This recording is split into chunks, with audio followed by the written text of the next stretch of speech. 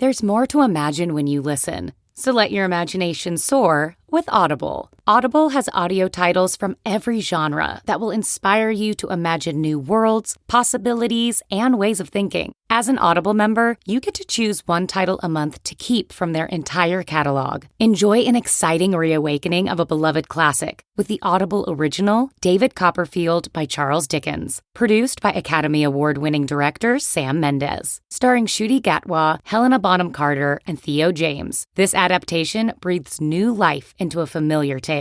New members can try Audible free for 30 days. Visit audible.com/imagine or text IMAGINE to 500-500. That's audible.com/imagine or text IMAGINE to 500-500.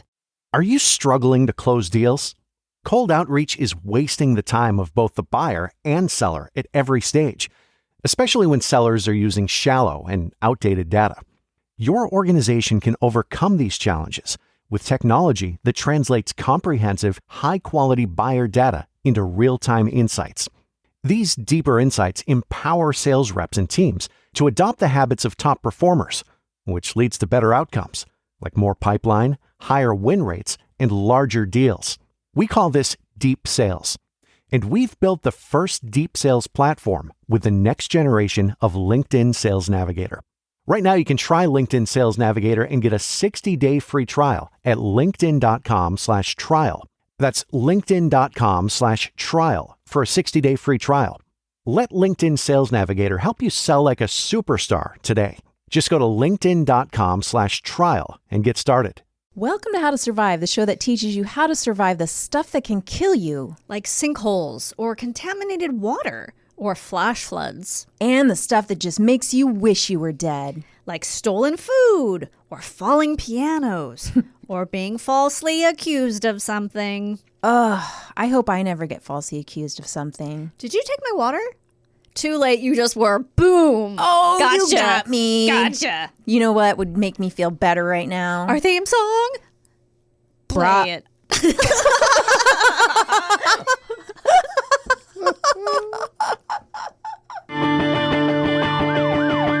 Ground is shaking under our feet. Mountains on fire, flooding in the street. Can't breathe the air, can't fight the feeling. Gobbling down Xanax ain't the way to be dealing. Gotta do better than just getting high. We gotta stick together if we're gonna survive.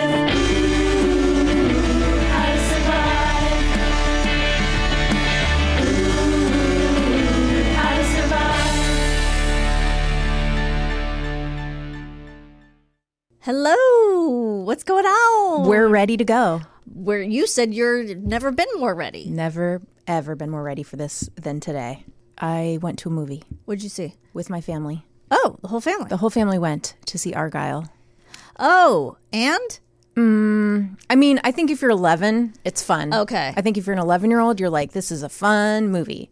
If you're an adult, you're like, gosh, this could have been so good if it had been done better. Yeah, I've seen the preview about 178 times now, and I never wanted to see it again. Yeah. And I mean, you can tell by the preview. Exactly You're what like, it is, this is right? not going to be that good because I think. I have a question. Yeah. When Catherine O'Hara says, so you're doing drugs now? Yes. Is that actually in response to to Bryce Dallas Howard saying, what did she say? I'm in trouble or something? I'm in London and I'm in trouble or something. Is that? Yeah, I think it is. Oh, okay. Because every time I see the preview, I'm like, I don't think those are to the same scene. It just seems I think it is. weird. I think it's got all the promise of a really fun movie, you know? Like spy and great cast. I mean, Sam Rockwell. Love Sam Rockwell. How can you go wrong? Catherine O'Hara. I like Bryce Dallas Howard. Sure. Some, fun people that are in the background like John Cena and the Henry Cavill. Henry Cavill is nice to look at. And you just go, oh, I wish they would have given this to somebody to punch it up. I wish they would have given this to Tina Fey. Right. Like some really solid joke writer, because you have all these moments of responses where something crazy happens and they go to Sam Rockwell who's going to say something crazy and it's just flat. Oh, that's a bummer. And he's just magnetic and charismatic. And even he is like, I'm sorry, I can't do anything with these lines you're giving me. Like, it feels... Okay, well, now I know I can skip it. It's also easily 40 minutes too long. Oh, for fuck's sake. Easily. And is that Dua Lipa? Yes. Okay. You know what I like to call her? Do a little? Oh, that's much better than what I was going to say. Poor man's Gal Gadot. Oh, okay. She's stunning. She is stunning. But I'm like, oh, you're like Gal Gadot, a little less beautiful. Okay. It's mean. I didn't know it was her. I was just like, wow, who's that beautiful woman in the preview? Yes. And then someone said that the movie didn't do well over the weekend, and maybe she was bummed at the Grammys or something. I don't know. Oh, she didn't look bummed. She looked amazing at the Grammys. I didn't watch it. I watched the first hour, and then we had to put the kids to bed. But I was like, maybe I was wrong. She's not the poor man's Gal Gadot. Maybe she's pretty stunning. Just incredible looking. I can't stop looking at her. Like, she's just insanely beautiful. She opened the Grammys, right? She opened the Grammys. Oh, she performed? She performed. Oh, okay. She opened the show, and she was incredible. And you go, oh, yeah, she's a talented supermodel. Okay, gotcha. She's everything. Yeah, it's like, oh, I can sing, I can dance. She's good at... you would be a better judge about who can dance than... I have not ever seen her dance. Well, I don't even think I've seen her perform. I was like, oh, she's got a good voice. Yeah. She can dance. Her body is a model's body. Her face is incredible. Yeah. And then I saw on some website, Dua Lipa's 10 book recommendations, and there were decent books. It wasn't like something where you go, oh, it's the Four Agreements, where the Celestine Prophecy. It was like books that you go, holy shit, those are good books. Oh, wow. So I'm like, oh, and she's apparently smart. So fuck screw you. her. She's like the female John Hamm, or she's probably really hilarious too. If she's funny, I will stab her. You can stab her in the face. Yeah. And did the cat look cartoonish the entire time? And why? No, because sometimes when it wasn't doing stunts, it was a real cat, I believe. I don't get it then. That just drives me crazy how cartoonish it looks when it's falling I don't know. down. I guess they can't use a real cat for that. I know, but we have amazing technology. Yes. Also, why not? Cats don't mind. There's so many cats. There's so many cats. Take a couple from your backyard. Yes. Those cats have had a good few months. You know what, though? They used one of those, what are the bent-eared cats called that, Taylor Swift has one of them? I don't know. You know what they're called, right, Garen? Oh, God. They're not like Himalayan. They have a fancy name, and they cost, a ton of money, probably $10,000 or something stupid. You can't just throw those off a building. No. You got to throw, one of your cats off a building. Right. Oh, that'd be fine. Look, they have to contribute to society some way. They've just been... on the dole this whole time. And they got to star in a movie. Yeah. With, who else can say that? Henry Cavill. Right. Before they're thrown off a building. I think most of them would raise their paw right. to volunteer for that. Exactly. Yeah. Who wouldn't? I might. Sure, I would. So anyway, we did that. That was... Okay. What about you? Well, it was my birthday weekend. Yoo-hoo! So, Happy birthday. Thank you. Great weather for that. Yeah. Well, we went to see Some Like It Hot was playing at an old-fashioned movie theater in El Segundo. How fun. Where they have a Wurlitzer. Oh, my God. And it lights up. It's crazy. There was a sing-along. We sang songs all together. The whole... Before the movie? Yes. Oh, my God. It was fun. He... Did your dad go? No. That felt like something your dad would enjoy. Oh, no. This was just me and Oliver and Jimmy. And... Did you rent out the theater and have this happen for your birthday? Because it feels very on point. Either of you. Cool, thanks. And, you're like, I invited my real friends. And there was a Warner Brothers short, a Bugs Bunny short before the movie. And it was great fun.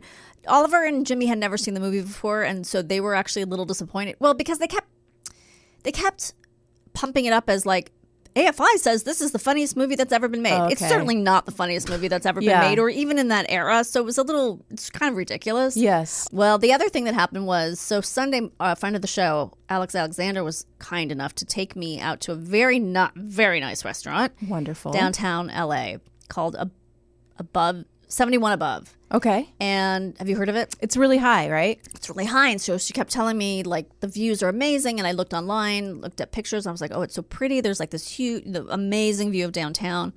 So it's pouring rain. Yes. It's pouring rain. Perfect tonight for a view. Yes. So we get there and she drives up to the valet. It's not covered or anything. It's just like out on the street. So I grab my umbrella and I run to the front of the building. And I look back and poor Alex is soaking wet. She couldn't get her umbrella open or something. So she's standing at the car soaking wet. And she comes up and her hair is like suddenly curly. Like it all has gone to fuck. Oh no. And I was like, I'm so sorry. I thought you were, I didn't know. I thought she was covered.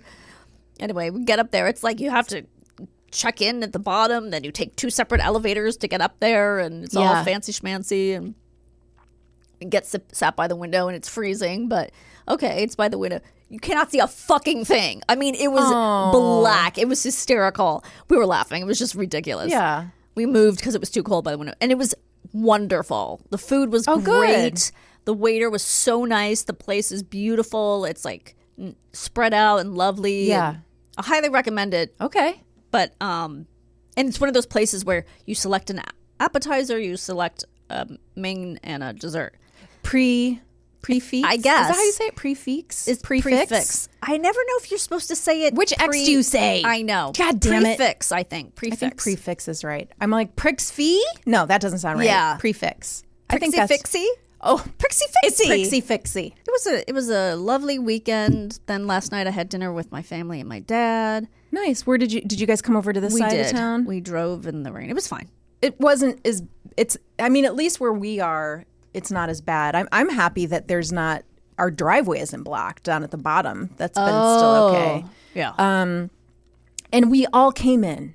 Yeah, guys, we're all fine. We're all No big here. deal. We weren't going to skip a week because of this 100-year storm. It doesn't seem that dramatic. It to wasn't me. even raining when we came in. I think it is dramatic in certain areas. Yeah. It's just Right. we're in, sort of outside of those areas so far. Yeah. I mean, my son's, school was flooded, but, they just had to go to different classrooms. It's fine. Our bathroom and our bedroom had water pouring down the sides of the walls. But then my husband, because we have a roof that leaks badly, my husband put 2 more tarps on the roof and then covered the tarps with extra bathroom tiles that we have that's smart. to hold the tarps on.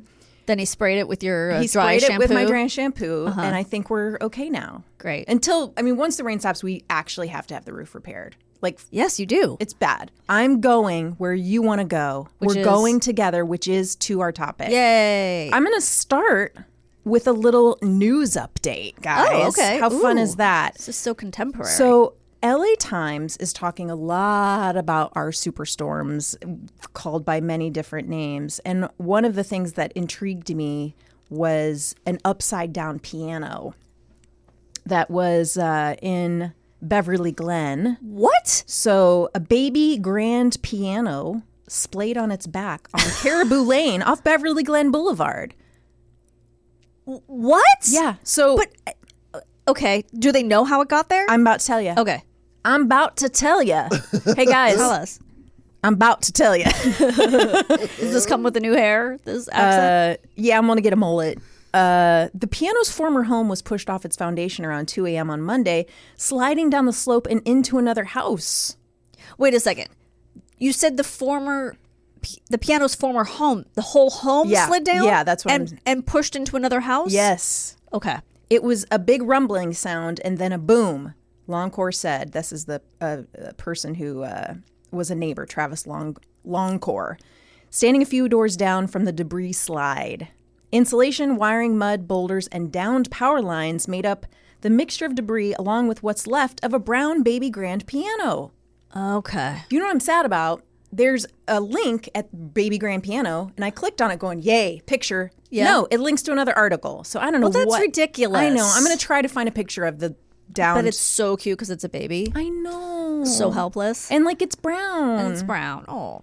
The whole bedroom is intact, someone shouted, peering from afar into a gaping hole on the front of the house. Yeah. In which the piano slid out. Yes. And like didn't land on anybody like in a cartoon, which Too I guess bad. is good, but Yeah. also fun. Yeah. When you think about it. Yeah. Ite Danovich's phone rang at his home off Beverly Glen Boulevard just after 2:30 a.m. Monday. It was his neighbor Matt Davis calling from Danovich's carport. Davis and his family were taking shelter, having fled their home after hearing the wall of mud and debris crash into the house nearby. The house was destroyed, 2 other homes were damaged, and a carport collapsed onto a vehicle, neighbors said. Guys, I'm getting to a point, just so you know. I'm leading us to something. Yeah. So I just think this is all interesting, and I wanted to share it. When the wrecked house disgorged its contents onto the narrow street, it sounded like sustained thunder. And then it sounded like a giant took an oak tree and snapped it in two. Oh, my goodness. That's got to be really intense in your house to have these sounds happening. Well, also, this was also 5 minutes probably from where we are right now. Yeah. That is wild. A lot of it's happening right here. Davis and his family had been sleeping in their living room Sunday night, concerned about the chance of a repeat of the previous year's debris slides. We were already fearful, Davis said, adding that his family had flashlights and an emergency bag ready just in case they lost power or had to run out. Ivanovich, who had then lost his house, let multiple neighbors take refuge in his home. This is previously. A major concern was a gas leak that they could hear hissing over the heavy rainfall early Monday. By 11 a.m., a Southern California gas company crew was working on the damaged property. Workers declined to comment other than to confirm the gas was shut off. Okay, good.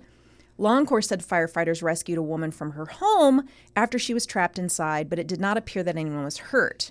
According to neighbors, the house that slid down the hill was unoccupied. That's good. Oh, okay.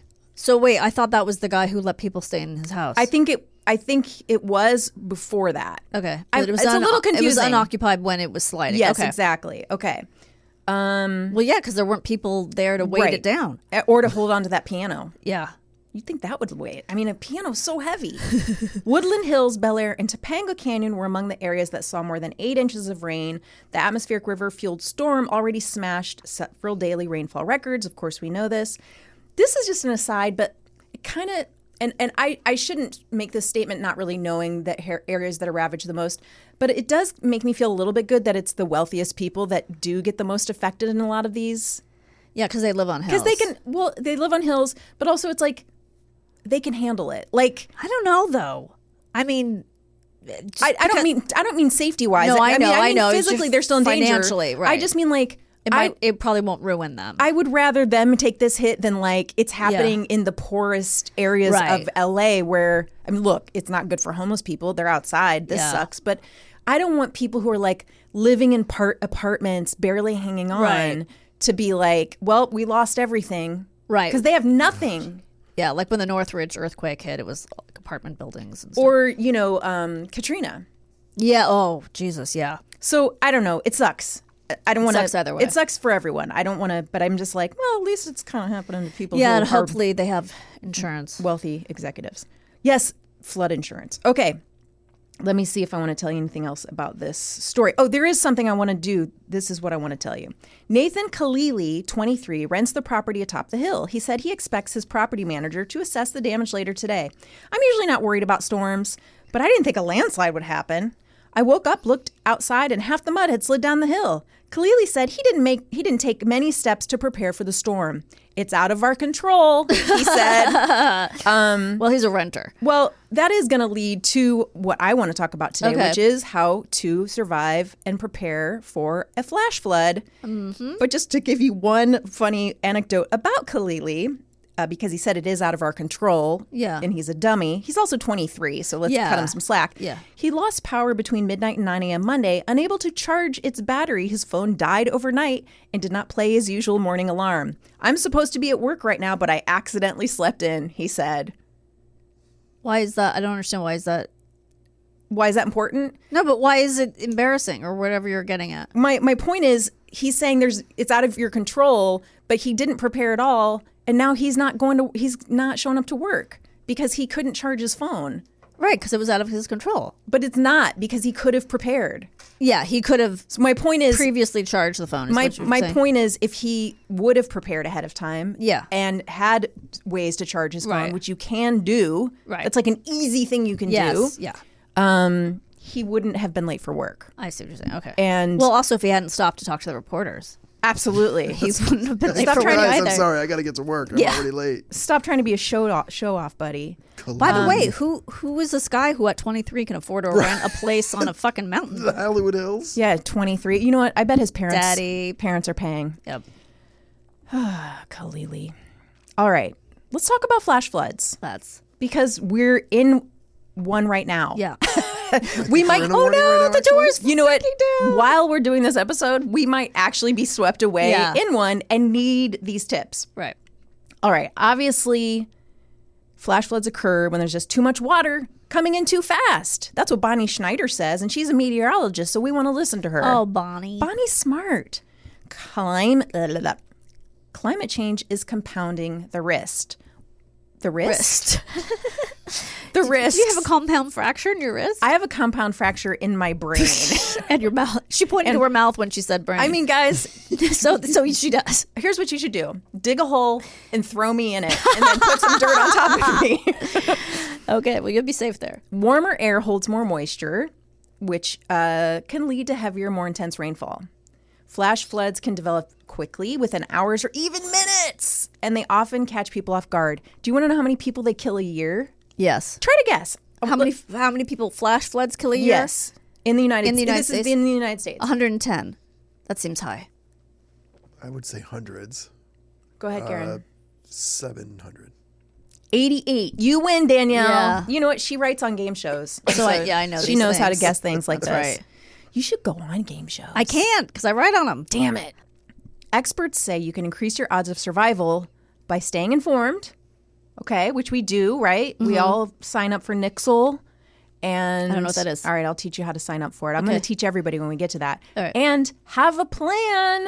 Okay, guys. Yeah, have Khalili. a plan. Yeah, don't be Khalili. Here's what to do in advance and in the moment, okay? If there's a flash flood, watch.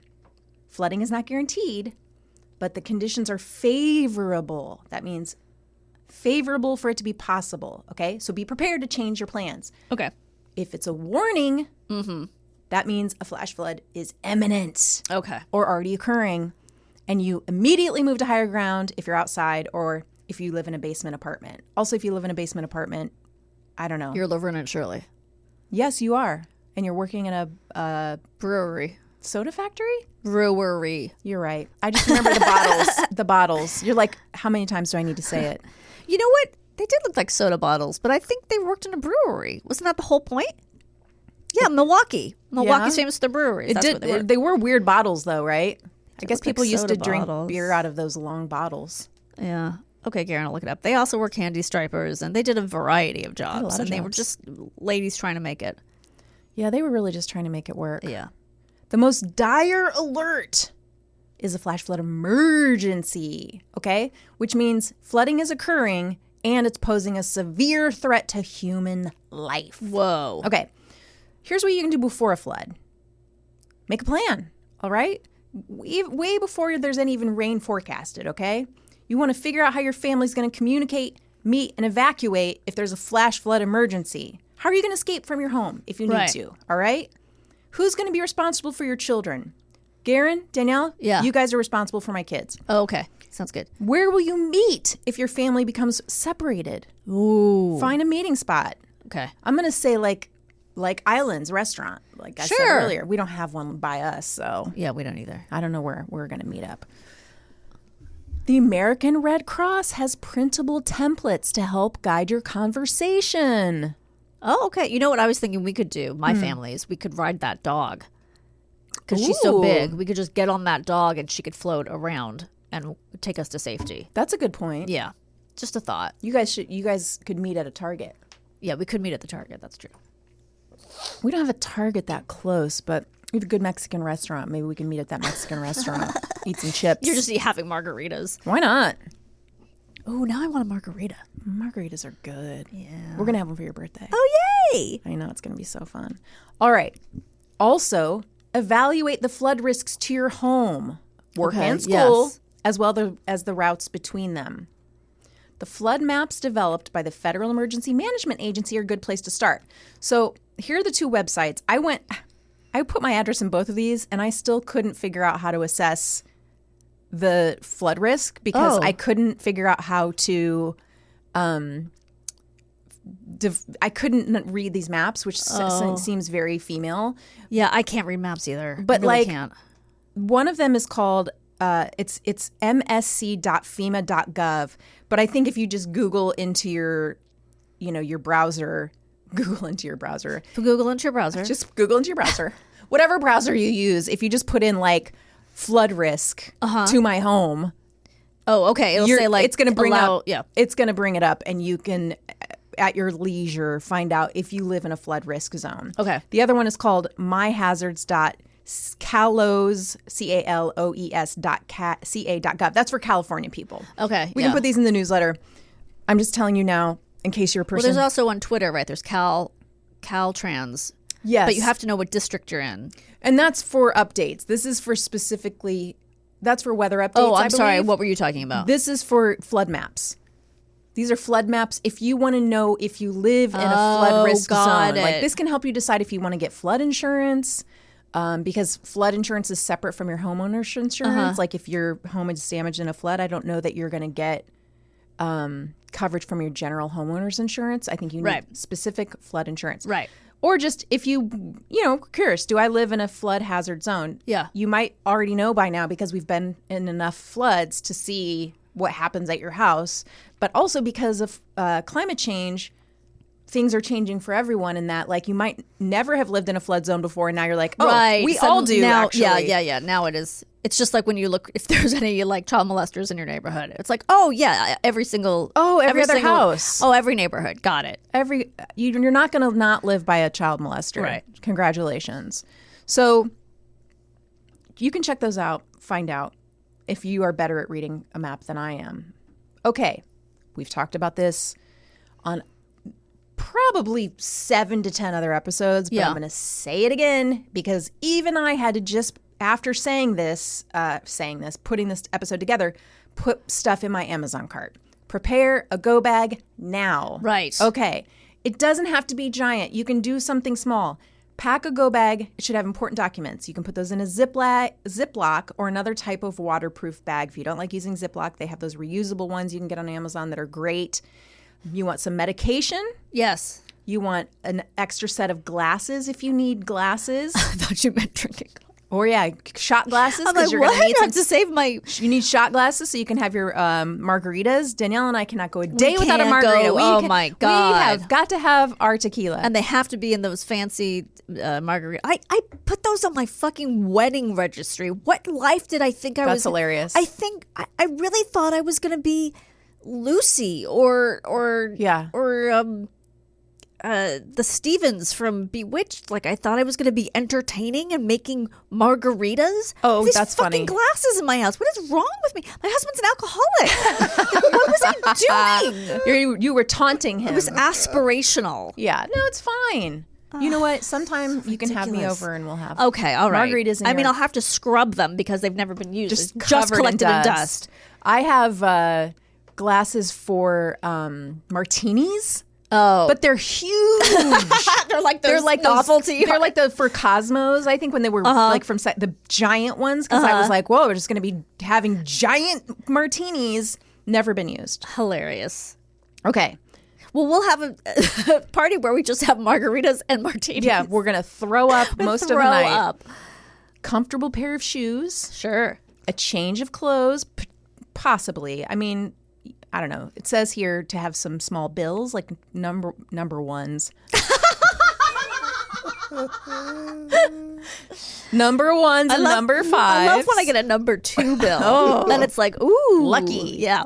I don't know how important that is in these days because Everything's... so many places now don't even want cash. cash. But I guess it's, I don't know why. But if everything's down Yeah. and you can't use machines and you can't use your credit card, then maybe it is a good idea. Maybe it's good for that oldie-timey gas station you're going to stop at.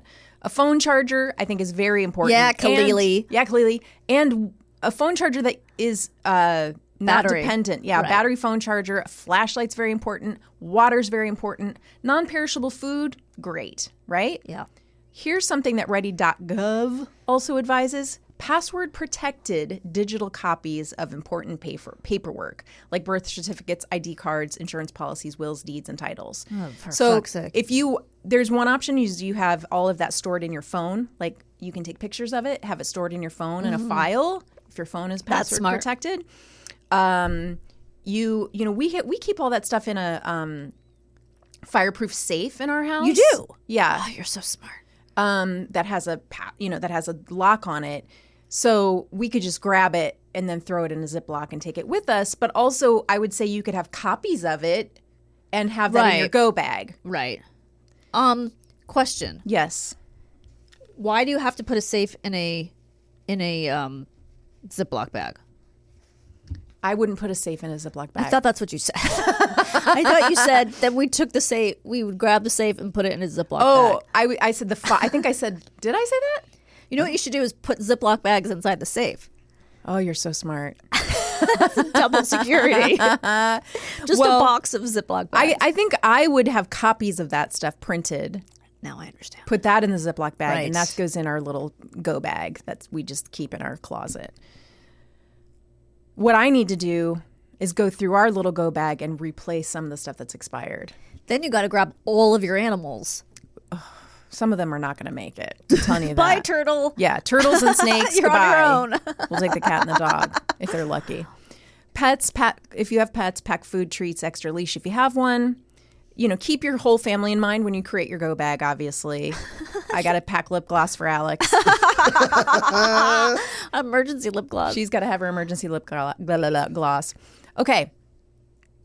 Emily Montanez, who's the Associate Director for LA County's Office of Emergency Management, said you should try to create a small community of close neighbors.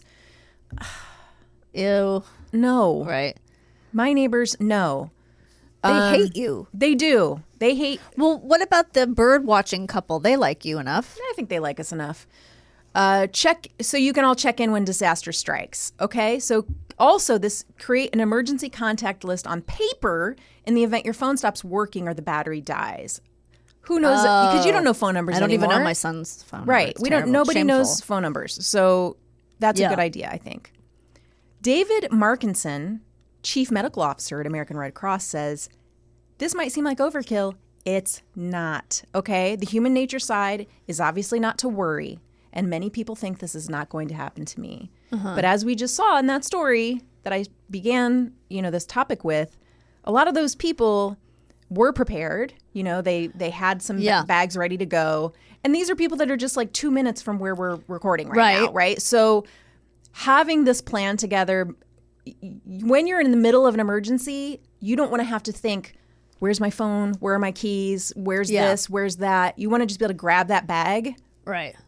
And maybe you don't even end up needing it, but you want to just be able to grab it and go. And you want to have to think about, you want to already have the plan in place so you don't have to come up with decisions on the spot when you're possibly fearing for your life. Plus, if you have the bag and the mudslide has brought out all the animals and you find yourself face to face with a bear, you can put the bag on your front.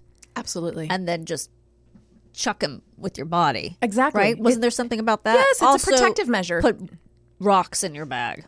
That's what you're going to pack the bag full with. Rocks, right. Backpack full of rocks. All right. So obviously you pay attention to local weather alerts via your phone, radio, or TV. In case of a power outage, battery operated radio. We have one of those. I recommend everybody get one. Throw it in wherever you keep your little supply kit. Okay. You just throw battery operated radio. They're cheap. You can get one on Amazon for probably less than $20, maybe even, I don't know, $5. Mine came with a whole big kit. All right. If you have to leave your home, get your essential items that are not in your go bag, your driver's license, your credit cards, medications, and key documents. Put them in the waterproof pouch. I think I already kind of covered that. Oh, here's something important. If you have time, unplug small appliances so they don't get fried by electrical surges. I got news for you. Tell me. I don't keep my appliances plugged in. You don't? No. My mother, who was, sort of overreacted to everything, put me in that habit. So after I use the toaster, I unplug the toaster. After I use the blender, I unplug the blender. So none of it's plugged in. Okay. Yeah, I mean, I guess we have it all plugged in, but only a couple things because we don't, like, I'll bring the blender out to use it and then I put it away. Oh. But our toaster's always plugged in, I suppose. Our coffee maker's always plugged in. Just a thought. It's wasteful, though, isn't it? Does it use energy when it's plugged in? I guess. I don't know. It's just a habit she got me into, and I don't even know if it's for safety or for saving money or I don't know. But Okay. That's Yeah. interesting. It's not. It doesn't seem like a bad idea. So can I tell you quickly about our preparations for this flood? Yes. So Jimmy and Oliver went out to get bags of like mulch so they could, shore up places where water could get in. And then they went to Target to do something. And they came back and Oliver got one of those, like, I don't know if your Targets have this, but they have like a little Pizza Hut inside. Oh, and okay. you can take a pizza. So he got himself a pizza for lunch. And Jimmy was like, well, put that down because I need your help. So Oliver put it down on the bench in front of our house so he could go help Jimmy with the bags. Yes.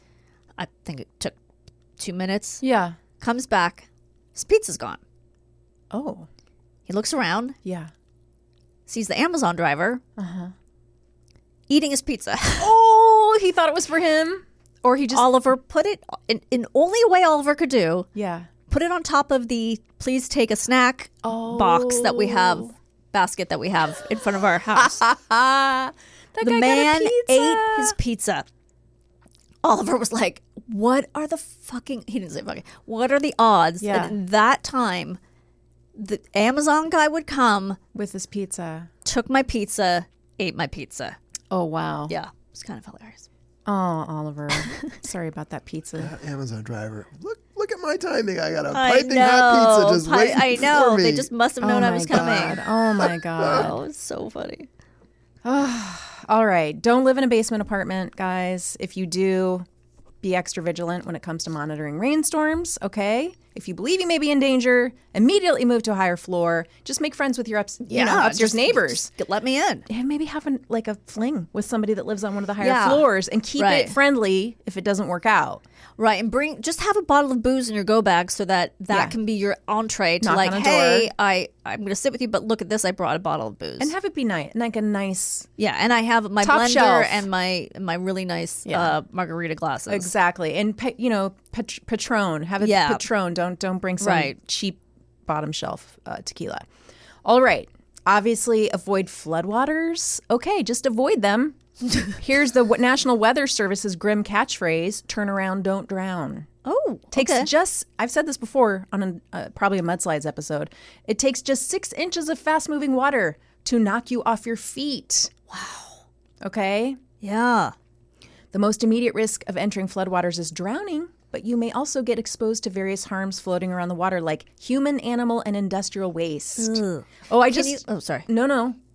I was just going to say, I heard just on LAist this morning that it was like, I could be getting this number wrong.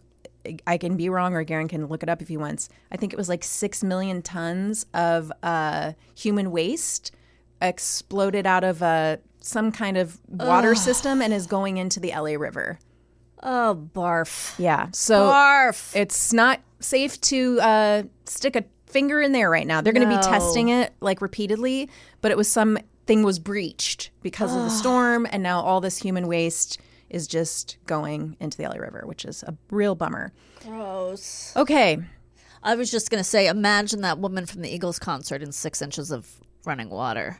Dead. She's dead. She's fallen down. She is. I mean, She's- not just that woman. 75% of the 75% attendees of the attendees of the Eagles yeah. concert. Oh, our dating guy And the Eagles. and the Eagles. The only guy. I mean, I think Joe Walsh only needs 3 inches of water, and he's Joe a goner. Walsh, he needs a puddle. He's going to just slip in the bathtub. 100%. Maybe, just. Okay, that's it. All right. If you're caught in your car. All right. Sometimes this happens when you're out and about. Yes. Like, this is us today. Guys, we're risking our lives to bring you yes. this I hope life-saving you're- advice. I hope you're happy. I hope you're happy about us dying. You may suddenly find yourself in a life-threatening situation. Nearly half of all flash flood deaths are vehicle-related. Ooh. Right? Never ignore barriers. Don't drive into a flooded street, period. There really is no better advice. Yeah, everyone's saying yesterday, don't drive. Just don't drive. Just don't drive. Just don't do it. Don't do it. Don't do it. And then they were like, but we're not canceling school. Right. So good luck getting there. Do not drive. Karen Bass, the mayor, is like, don't drive. Just don't go out. And then, but schools are all open. That's a good point. Not only is it difficult to gauge water depth, I mean, I can't. If I look at rushing water past, I can't tell you if it's 4 inches or 12 or 18. All right, 12 inches of water can float your car. Really? That's all it takes, guys. That's all it takes. 18 inches can carry off your SUV or pickup truck. Okay. And whoa! Everybody underestimates the force of the water. Okay. That said, if your car does get taken by the floodwaters, all right, first, pray to Jesus. Okay. That was just my advice. Roll down your windows. Okay. All right, this is from Lynn Birchall. She's an emergency medical worker, rescue swimmer, and founder of Wimberley Rescue Training. Okay. If they won't budge, the windows, okay, he recommends breaking the glass with an escape tool. Life hammer. All right. Which you can store in your glove compartment or using the metal pole of your headrest as a ram. Yes, we've talked about that. But I still want my life hammer because I feel like that's going to do the job better than the metal pole of my headrest as a ram because I don't have a lot of arm strength. Yeah. Danielle, you have more arm strength than I do. Maybe, but maybe not. It's important to open the windows because if the water continues to rise, then that car fills up and becomes more of a rock instead of a bobber floating downstream. It's hard to roll down. Wait, it's important to open the windows. But wouldn't that get more water into your car? I don't understand. I don't know how. Okay, I don't understand the science of if rolling down the windows, then that car fills up. Waters continue to rise. That car fills up and becomes more of a rock. I think it. You want the car to become a rock? I think it. All right, I'm going to keep maybe because it seems like if it and then it'll stop. Fill up, it'll stop, and the water going in makes it sink, and you want that, I guess. No, you don't want to sink. That's what he's saying. Listen, I'm going to keep explaining. Then unbuckle your seatbelt and grip it as you climb onto the roof and call 911. Oh, I see. They don't want you floating down. They want you. Okay, you're right. In this case, you want to drown. You want to stop. You're not drowning, but I understand. You want to stop the car, I guess. Do your best to remain with the car until help arrives. Lie down on the roof to keep yourself stable, and don't tie yourself to the car in case it rolls. So you're just holding onto that. Don't tie yourself to the car. Okay. Because if it rolls, you're going to get buried in it. Oh, got it. I thought you meant roll, but you meant roll over. Okay. Okay, it says, during his 32-year career, Mr. Birchall has found that people who stay with their cars survive at a much higher rate than those who abandon them, simply because it's easier for emergency services to spot a vehicle than a person. Okay. I really don't ever recommend leaving the vehicle, he said. To make yourself more noticeable, you can also turn on your hazard lights, activate your car's alarm with your key fob, and if possible, honk the horn. Great. Love it. God, that sounds so terrifying. Yeah, it does. I don't want this to happen to me. Also, guess what? What? You're cold. You're so cold. You're cold. It's raining and you're outside. And you're soaked in shit water. Yeah. Sorry I interrupted you. No, I didn't think about that head. part, but you're right. It's all bad. LA River shit water. All right, what if you're walking or hiking or camping? Yeah. Okay. Well, hopefully you're not doing those things when there's a flash warning. But they can come just out of nowhere. Okay. Right? Because that's a flash flood. Run perpendicular to the water and get to the highest point possible. Okay? Sure. Whether that means heading into the nearest building and racing up the stairs, climbing a tree, or clambering onto a truck. The bigger and heavier the object, the better, because it will be less likely to float away. Okay. If you do get swept away, don't attempt to stand up, as you risk trapping your foot in a drain, fence, or other object. Imagine that. Oh, that's... So just lay there? Okay. I think you just let the current, right? All right. It says... She advises swimming perpendicular to the current, as you would with a riptide. Yeah, I think I've covered that. That sounds familiar. Until you get to safety. Since you'll be fighting against drainages, debris, and the current, she warned this is extremely difficult, even for strong swimmers. I'm dead. Oh, I'm so dead. I'm not a strong swimmer. I am not. I'm like a very weak swimmer. People need to realize that most people who lose their footing in a flash flood don't get out. Oh, I don't want to know that because now when I'm in a flash flood and I lose my footing, I'll be like, well, that's it. I remember that saying. I'll forget it. I'll forget it by the time I'm in the flash flood. Okay, yeah, you'll forget. I won't even. You'll forget it by the time we're done with this episode. I've already forgotten it. As for camping or hiking, Miss Munger advised searching the region's weather patterns and forecast before setting out. If there might be a rainstorm upstream of your destination, she suggested camping above any rivers rather than beside them, which I don't understand what that means. Well, above any rivers if rather there's a than hill, beside them. You know, if you're in a hilly area, go up. Okay. Don't be like right near the water. All right, I won't. Can I tell you guys a story? Yeah. All right. Do it. I'm going to do it right now, and I'm not going to delay. This is from backpacker.com. And I got my sources previously from LA Times and the New York Times. Very reliable sources. I've heard of those. You've heard of those, right? It was late afternoon on Basse Terre Island in the French West Indies. Until that moment, it was another day in paradise. The weather had been nearly perfect for November, sunny skies with occasional showers. A few hours before sunset, we decided to hike to Accomet Falls, tucked a half-mile into the rainforested mountains near Guadalupe National Park. Heavy rain began to fall as we arrived at the trailhead, so we decided to wait for 5 minutes. Sure enough, it stopped, and we set off down the muddy path. Christina and I are experienced hikers. We've explored California's Sierra Nevada and slot canyons in Utah, where we know the importance of checking the weather for flash flood risks. But for some reason, it didn't occur to me that the same thing could happen on our tropical escape. Oh. Expecting to spend no more than an hour at the falls, we wore t-shirts and swimsuits. I carried my phone, camera, and a mini tripod. We were on vacation and visiting a well-known spot, so I hadn't told anyone where we were going. We hiked for 15 minutes through mud, roots, and hanging vines. After crossing the 10-foot-wide river at a shallow spot and walking upstream about 100 yards, we reached the falls, a 30-foot barrel of white water shooting over the rim of a granite basin. It was around 4 p.m., and only one other couple was there. We dove into the green pool and floated on our backs looking up at the canyon walls. By 4:30, the other couple had left. We knew we needed to head back to the car before dark, but I was waist deep in the river trying to photograph the falls, the hanging vines, and the dreaminess of the place. Kristine was sitting on an outcrop of granite above the basin. I finally got a good shot, and then she screamed.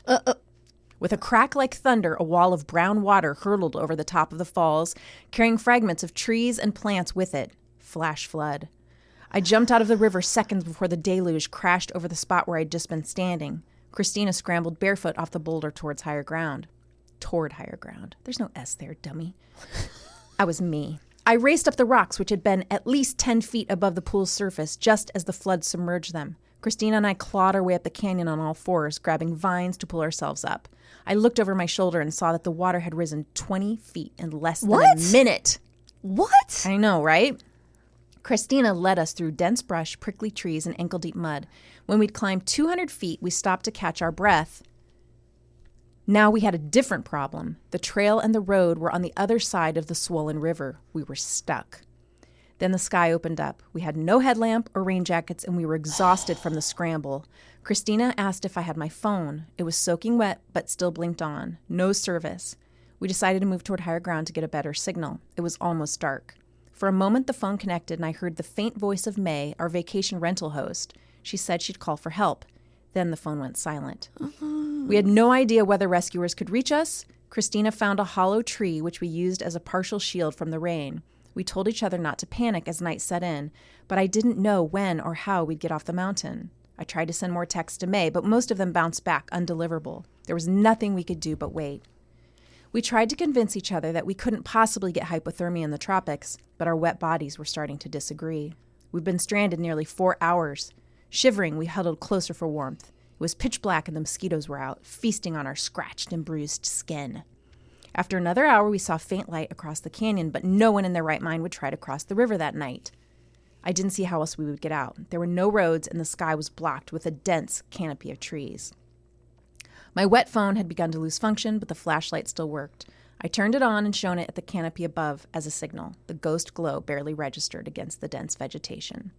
Then I heard the blades of a helicopter. In minutes, the trees were thrashing in the wind generated by the aircraft. A cable appeared through the canopy and then a rescuer. Whoa. We were safe. Damn. That's a crazy. So yeah, I mean, even in like paradise, you can just be like, we're going to go down and hike to this waterfall and just, you know, take our maybe it's a good phone thing and that Jimmy hurt his knee. yeah, he might have saved your life. He really might have. Wow, that's insane. Yeah. I mean, I've done lots of hikes like this where Yeah. we're just like, well, let's just go down and see this. And we're Right. just going to take our phone and duh. Well, thank God she still had her phone with her. Yeah. Well, that was fascinating. I feel safer. Yeah. And I guess we'll be back right after this. Can't wait. Kristine, how was your break? It was invigorating. Was it? Was it delightful? It was so. Did you go for a little sprint? I just did a little run around the block and Yeah. I did some burpees. Oh, nice. I do not know what a burpee is. Okay, so burpee is you're in standing position. Yeah. You go into a push-up position. You do a push-up. So you jump down to it? Yes. Okay. You do a push-up. Yeah. And then you hop back up. I don't know if my knee could do that right now. No, it's hard. I mean, we do them in Pilates. We're not jumping, Yeah. but we're standing on the reformer, go down to the reformer, do a push-up, and stand up. It would be too scary to jump on it, but I could do it if I didn't have to jump, but yeah, you don't have to jump. You could still do a push-up and stand up. This is Burpee Talk with Danielle and Kristine. Now, what if I brought to you by burpees. Yeah. don't jump? Yes. I don't do a push-up. Sure. And I just walk out of the gym. Okay. Does that work? And you go to Starbucks and you I get go to Starbucks and I get an Impossible sandwich and an venti. That also works for me. On the first half of our show, we talked about flash floods, and now we're going to talk about flooding with accusations with our very special guest. I'm actually very excited to have you. I'm so excited. Mr. Bridger Winegar. Oh, I said it right. You did it. You did it. Because I thought it was vinegar, like vinegar. Right, of course. But Winegar makes more sense. And now we're closer than like 70% of the people in my life. There you go. We're already on a much higher level than a lot of people I know. So Bridger hosts a very funny podcast called I Said No Gifts. That's right. And the premise is people come and they bring you a gift, right? That's Even though right. you've said no gifts. I say Yep. it And they always constantly. do, don't and they always do. It's ruining my life. Yeah. It's And absolutely ruining my life. What do they bring you? Well, Jimmy was on. He Yeah. brought me a like a handheld vacuum, Yeah. like a car vacuum. Those are good. Right. That's a good gift. It's a good gift, but it has to be plugged into a wall. Which You need to charge. to run. use? Which I was like, what is happening? That makes no sense. So you have to, I guess, have an no wonder he extension. gave it to you. You can't use that in your car Right. unless your car's inside the house. Or in the garage, I guess. Maybe. But that's you would think it would be like a portable battery situation. so Yeah, stupid. that's ours. Very Ours odd. charges, and then you can take it out and use it in the car, Yeah. and then you charge This it. has got the whole cable situation, so it's essentially a worthless vacuum. Does It's sound- like you bought a plug-in car. You may as well have just bought a plug-in car because Right, that's that exactly. much of a pain. Yes. And also, you're a writer, I am a writer. and you've written on Desi Kimmy Schmidt. I wrote on Kimmy Schmidt, Black Monday, Jimmy Kimmel. Wow. I've been lucky to write on almost all things that I enjoy. That's wonderful. Yeah. That's wonderful. Yeah. That's the opposite of our lives. yeah, yeah. I'm like, oh, you got all those jobs I didn't get. Right. You took my jobs. All right, but we want to talk about a not so good time, which was you were falsely accused of something. I was a burglary. Of a Whoa. Burglary. That's a big thing to be falsely accused of. I know. I mean, there are a couple things about this, but, A couple things but spring it's to one of, mind. it's one of Yes. the big crimes. You know, it's Yes, like when yeah. you think of criminality, like Yes. burglary comes to Because mind. burglary means stealing from one's home, yes? Or a this business? is from a business. Okay. From a business. But I mean, you can immediately picture somebody in like a mask and a striped shirt or whatever. It's like one of the famous Tiptoeing criminals, right? with a bag Yeah. over their Black shoulder. and white stripes. Yeah. Hamburglar. So I was accused of burglarizing the bakery I was working at the time. Okay. And I mean, it was just such a shame because look, I was a star employee. Oh, I can say that now that I've been accused of burglarizing. Yes. Because I was doing a good job for these people. And they they completely stabbed me in the back. Where? Okay. First of all, I want to know how old you were and Okay. what city this was in. I was in my early 20s. This was in South Jordan, Utah. Okay. Is that where you're from, Utah? Yes, Okay. yes. I'm always like, can I name the business or are they going to sue me? I think you have a lawsuit on your hands for them. It sounds like. We'll say it's a bakery cafe in South Jordan, Utah. Okay. There aren't that many. No. Okay. There simply aren't that many there. worked there as the night manager. Okay. For, I don't know, a total of 8 months or something. And at the time, I had worked and been a great employee. At the end of the 8 months, I told my boss, it was one of these wild moments where it's like, I have to quit or I'll never be able to move on. It's in my early 20s. It's like, yes, you'll definitely be able to move on. But You were worried that they were going to keep promoting you. Yeah, just trapped in that bakery cafe cycle. I have had jobs in my 20s where I was like, oh God, please don't promote me. Fuck this. This can't be my life. Yeah. I'll do this forever. I cannot work at this delivery service in accounting at a higher position. I will kill myself. Yes. Okay. Fire me, please. Yes. But I quit. And for about 3 months, looked for another job. Did not find another job, so I was returning. Okay. Went crawling back to the bakery cafe, and they didn't hire me as the night manager because that position had been filled. They needed a delivery driver, so Okay. I took it happily. This was like pre-Uber days, so it was working as a delivery driver was a weird experience. I mean, Yeah. really, you only reported to the owner of the business and whoever was mad at you at the delivery thing, Right. rather than all over the city and phone calls. But so I started doing that. I had been doing it for about a month, and things were going fine. Again, I was a star employee. I was delivering things mostly on time, breads, sandwiches, catering, the works.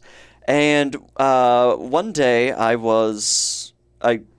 turned in the delivery car, was driving home, and I get a call from the South Jordan police.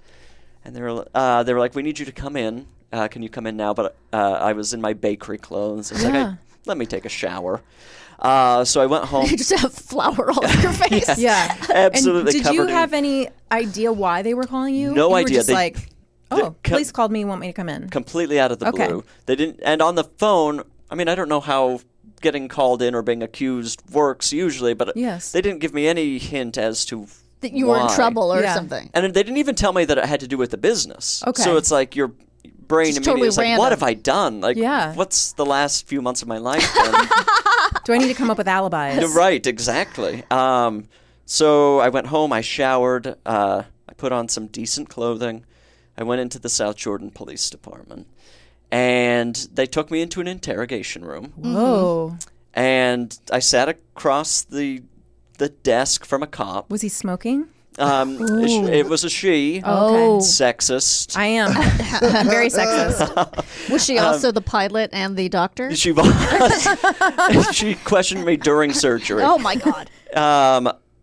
So we sat across the desk. It was it was as close to like what you see on TV. I mean, I don't think there was like a mirror. A thing, mirror. a window No one that's was a mirror. watching me. Aww. Like her partner wasn't watching me, ready to come in or anything.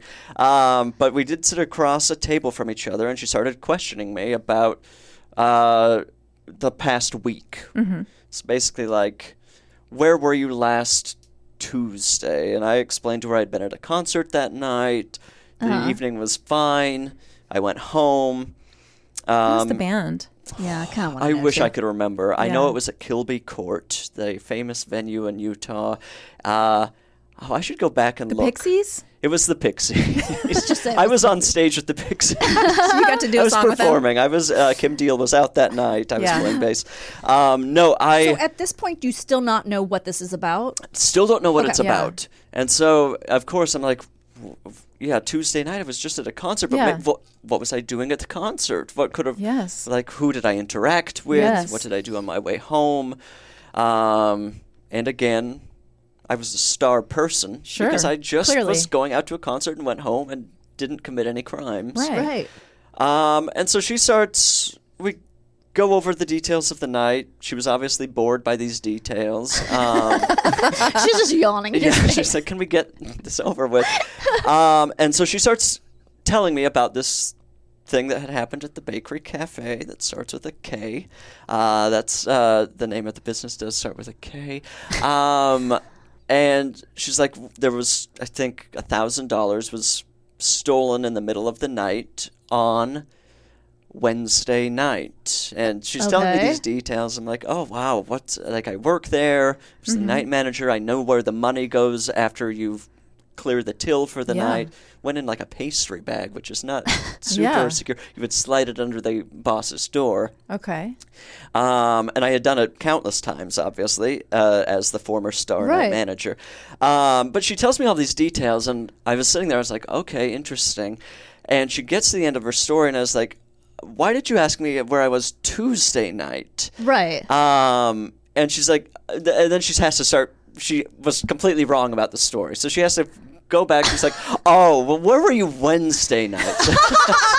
So now I know I'm in the hands of an expert, an absolute pro. Now, the tables have turned. You're interrogating her. Like, let me help you solve this crime. First of all, here's a calendar. Yeah, exactly. This is how days work.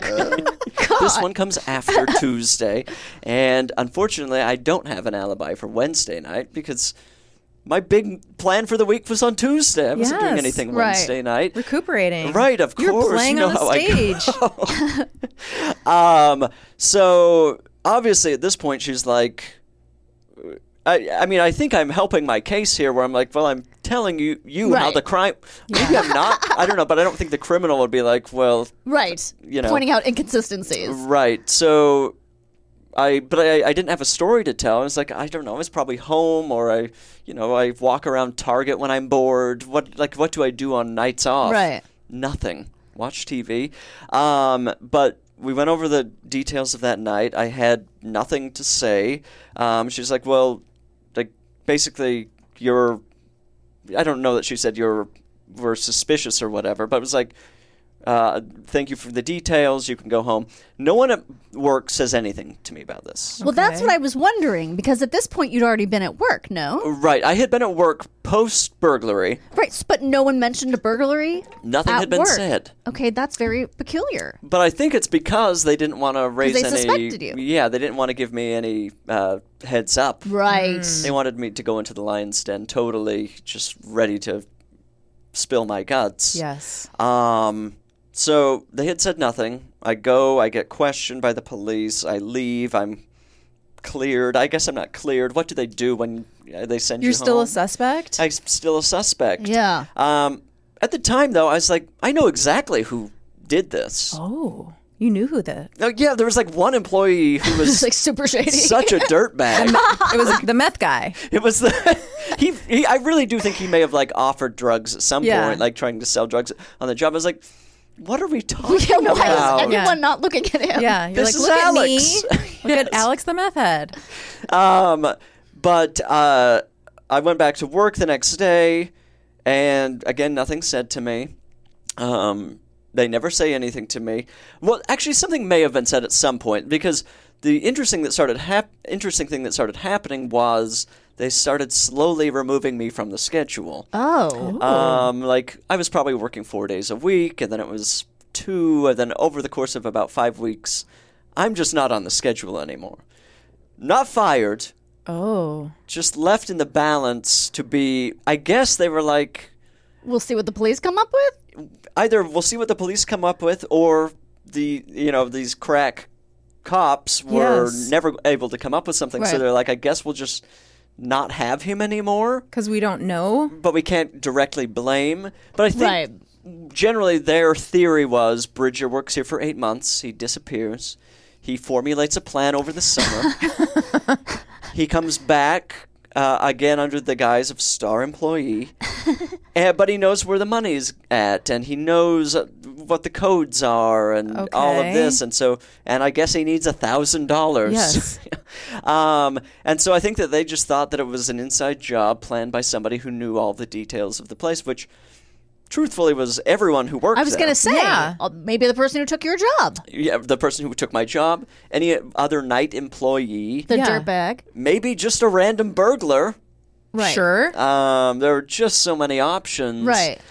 So for me to no longer be the delivery driver felt like an unfair punishment. I agree. Yes. I don't know. Have either of you ever been accused of something? Oh, that's a good question. I mean, I've been accused of like cheating. Yeah, and me I too. hadn't done anything wrong. Were you taken off the schedule? So you never bring up, hey, I heard there was a robbery at the bakery the other day? Just no one's talking about it? What am I doing? Like, yeah, I should have like... Yeah, I wonder why I didn't. Because you would just think it's normal conversation. If Right. you're working in a business and it got robbed, you would say, oh my God, I heard there was a robbery. Right. I wonder if I was like, because it hadn't been spoken of by anyone else, I was like, maybe this is a Right. touchy subject. Right. Also, like, is it going to make me look suspicious if I bring it up? Yeah. Also, I don't like talking to my coworkers. That's part of it as well. Maybe they sensed that, and that's why they blamed you. Oh, that's true. Yeah, snobby. Snobby stole the money. Snobs are never the burglar. I know. Frasier doesn't burglarize the studio, this kind of thing. He just steals scenes. Right. And time. Yeah, I never brought it up. I obviously talked to friends about it. Yeah. And I believe I blogged about it. I believe this was like a MySpace blog at some point. I love it. But I did not bring it up to anyone else professionally, unless I may have had a friend working there at the time, but they might have all quit after I quit. I can't remember. Okay, so that leads me. Okay, so do they ever bring you in again? I'm not brought back in. I mean, to the police. No. Okay, and then you're sort of written like a Off the character schedule. on a Yes. sitcom. You're written out. Yes, I'm written out. You're just not on the schedule, but no one ever confronts you. So do you go in and say, "Hey, where are my hours?" or what happened? I guess this goes back to my personality, where I'm just like, well, I guess this is what's happening to me. And I'll do absolutely nothing to change what's going on. I guess I don't work there anymore. Wow, interesting. I know exactly why, and it's not fair, but... Oh, well, there's I guess nothing I could do. time to find another job to be abused at, neglected and underappreciated. Yeah, I wonder what the next job was. I don't mean to be rude to you because we don't usually do this sort of talk with a guest here, but we forgot to talk about Feud. Oh, Feud. Feud. Did you I'm guys caught watch? up. I watched one episode last All right, night. did you watch it? I've watched both. Okay, did you watch I've it? not watched it. But yet. because two That were was out. your homework. You were supposed to watch both episodes. I watched Oh. two shows that I was disappointed in. What were you Feud watching? and Expats. Oh, I haven't heard of Expats. The one with Nicole Kidman where she's a sad Oh, mom. yeah. So it's anything she's done in the last 10 years. Right, yeah. I did watch that. You guys were supposed to watch Feud. I did. You watched But you one were episode. disappointed. I was Yes. too, actually. I you find were. it very flat. I thought it was so boring. I think it needs to be campier Sure. or just better. Yes. Because I find it very flat is the word that just keeps coming to mind. I'm like, okay, these things are happening. I mean, I was trying to find, I was doing an impression of Truman Capote for my son, and he was like, what? He's like, why does he talk like that? And I said, I don't know. He was super gay and super Southern, and somehow that's the voice that came out. I don't know why he talked like that. Is that a good impression? Do you know do you know Truman Capote Capote's well enough? voice is it's Oh, one it of is those a good things when you're impression. watching Okay. a TV show or movie about him, you're like, this is so irritating. But you're Yes. like, oh, unfortunately, it's right on. Oh, it's complete. Yeah. So I brought up a clip of him on The Tonight Show, of Truman Capote on The Tonight Show, and it was right. And anyway, my point was, so I was trying to find a clip of the actor talking like him, and they kept showing these previews that make the show look really fun and exciting. And I'm like, well, we haven't gotten to those episodes because none of that shit's happened yet. So maybe it does get more interesting. I don't know. I thought because you've read a lot about, I think, these women in some books you've been So- reading. so it turns I was out- like, maybe Danielle thought this was more exciting than No. I did. So it turns out the Demi Moore character is the one that I read the book about. Okay. The one who, did she shoot her husband? Was it an accident or did it really happen? So that's her character. I know about Lee Radswell, who hasn't appeared yet, the Molly Ringwald character, because I've only seen the she's Yeah, first. what in was the her second deal? episode. She's the one who I think maybe murdered her husband in Connecticut. No, that's who I just said. But I think didn't Lee Radswell also Oh, There's two that murdered their husband. Really? women be loving to murder their husbands? No, the Connecticut thing is When the they- woman I just talked. It's Okay, just, but yeah, it's Garen, not can Lee you look up Radswell. Lee Radswell and see if she murdered her husband or murdered somebody, or if somebody got murdered in her Well, house? it's funny you say that because they get to her house and you're like, who is this woman? Did they mention at all who she is? It was really weird. I was kind of drifting halfway through that episode. I was a little tired, so I was like, is this one of the people he's already made mad? No. Like, why is he at Thanksgiving now? It's different. Weird. It's a totally different person, and then Right. you're supposed to you're just dropped. And then I was like, is that oh my god, I can't believe I'm gonna forget her name. Oh, Danielle. The, Actress? the comedian from the '60s. who was Wolf, the stand-up comedian Joan Rivers. No, before her. Another Phyllis woman? Diller. Oh. I was like, is that supposed to be Phyllis Diller? Like, I was convinced it was supposed to be Phyllis Diller, but then they never mentioned her, and I'm like, oh, I guess it's just a woman with a feather dress and Phyllis Diller's hair. Like, it was, I mean, watch. Yeah. If you're a certain age, you were going to assume it's Phyllis Diller. Like, it's completely crazy. But anyway, so your thought was... Yeah, what did you think? I didn't mind it, but again, I said, like, I was kind of drifting about halfway through each episode, where I was like, oh, I'm getting a little snoozy right now. I didn't mind it. It seems like all of, like, the exciting stuff, like what you talk about, like, with the murder is all, like, in flashbacks, and, like, you can show that in a trailer, and it's like, wow, what's going to happen? Right. Yeah. And then it's in the first episode, and it kind of is inconsequential. I mean, it leads to a little something, a thing. Yeah. It's fine so far, but I was really confused about this Thanksgiving situation. Thank you. Okay, I'm glad. He gets canceled on for Thanksgiving. Right. Yeah. And talks about it being in Miami, right? Yeah. And then is, what I believe, in Miami at Thanksgiving at a different, I guess, Thanksgiving. Maybe I'm not paying enough attention. No, he did get canceled, and then he finds himself at the other Thanksgiving, which is also in Miami? I don't know. I don't know what state it was in. I just know that they did not introduce who Molly Ringwald's character was, so you're just like, okay, I guess he has another swan who's not as swanny as the regular swans. And I feel like it's not that much in the episode, so it's basically him just being drunk. Yeah, it's just a lot of him. Oh, wait, Yes. I just have to tell you this. Is it okay if I give one thing away? Please. So my husband's not watching it, but he said, oh, does, see, I'm old and I can't remember names now. Demi Moore. King Kong. Jessica Lange. He goes, does Jessica Lange show up? And I'm like, of course, she's his dead mother. I mean, who else is she going to be? Of course Jessica Lange shows up as his dead mother. Or Sarah Paulson. It's going to be one of those. No, it was her. I'm telling you. No, she showed up I as know. her dead mother. What will Sarah Paulson be? Is the Exactly. Yes, she'll be in it too, I'm sure. But it was that scene, very odd. so like... I mean, if you wanted camp. I was going to say, right. I don't know. It's like, yeah, it was super campy, but it didn't somehow work. I don't know. Yeah, and I mean, like... Maybe it's too certainly sad not to be emotional. campy. It does feel sad. It's very And not sad. fun. And no one's likable, really. Yeah. I mean, he's horrible.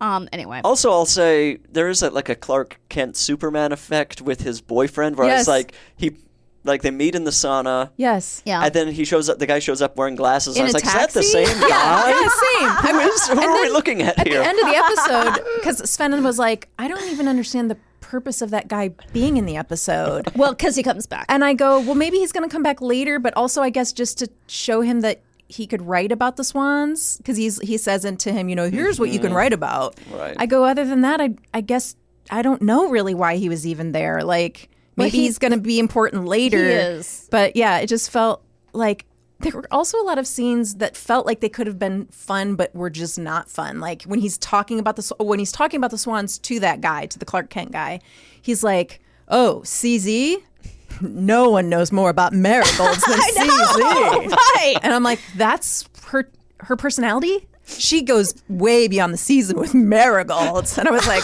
oh, well, I can't wait to meet her. Let's dig in. Oh, That's exactly right. They show yeah. right. She's cutting Why marigolds.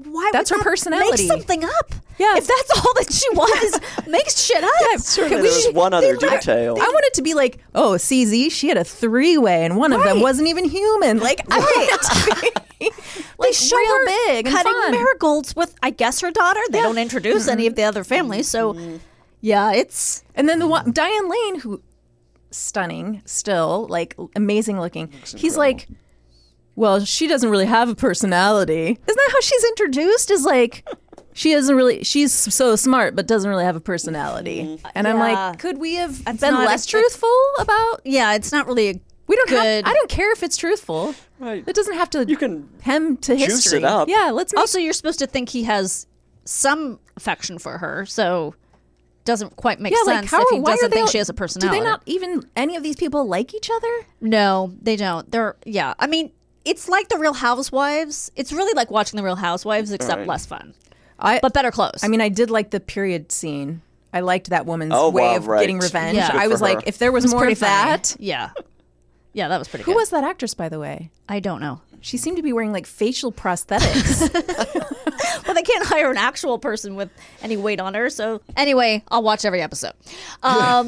You can report on if turn around. You can let us know, or me, because I probably won't watch any more of it, unless you say you got to tune back in, Chris. It's worth it. All right. Okay. Well, Bridger, thank you so much for Thank being you here. for This was having me. great. So fun. I loved it. Air some dirty laundry. I know. I'm going to book a flight to Utah and not go there. Go to a different bakery. I want to go in just to set things right for you. Yeah, I'm going to... Get the job back for me. Maybe. We're going to say I'm looking you for work. accused... I'm going to say I'm not here to buy anything. Except maybe a baguette, because apparently you do that okay. I am hungry, but I'm still going to go to a different bakery. I just want to let you know you did our friend wrong. Yeah, you did him dirty. And we will be right back after this with What Did We Learn Today? Chris, Danielle. are you ready to learn what we learned today? No. You're not? No, you know why? Why? Because I have a birthday present for you. What? Oh, no. You got me. I surprised you. You totally got me. And I'm going to give it to you right now. Oh, my gosh. It's not the Girl Scout cookies? No, you paid for those. I know.